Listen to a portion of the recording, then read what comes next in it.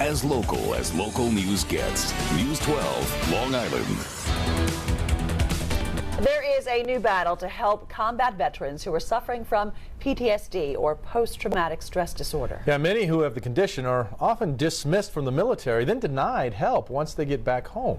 News 12 Long Island's Eileen LaPalmer has that story. It was my job to, watch people dig bodies out of the ground and then take pictures of their faces. 30-year-old Christopher Goldsmith of Belmore says he felt there was no way out. In 2007, he had already served one tour of duty in Iraq and was about to be deployed on a second. I just couldn't manage my symptoms of PTSD, and suicide felt like the only answer. Goldsmith says the military didn't respond well. They interpreted my suicide attempt, instead of as a cry for help, as an act of misconduct.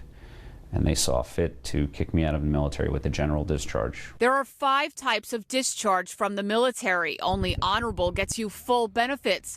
Goldsmith is now fighting for a Fairness for Veterans bill that would allow those with general and other than honorable discharges to appeal the decision. Goldsmith says when he returned home in 2007 that VFWs and American Legions were not as welcoming as they are now to veterans who had less than honorable discharges. Today, VFW and American Legion are not as rigid as they once were, and they're actually helping a lot of guys to upgrade their discharges. The current bill is pending in the Senate. Congressman Lee Zeldin also working to get a companion bill introduced in the House. For us to be able to diagnose and treat the mental wounds of war is something that would provide much needed and well-deserved service for our vets. Folks who get kicked out of the military are more likely to be homeless. They're more likely to suffer from substance abuse problems. They're more likely to suffer from the untreated physical and mental wounds of war. And ultimately, they're more likely to die by suicide.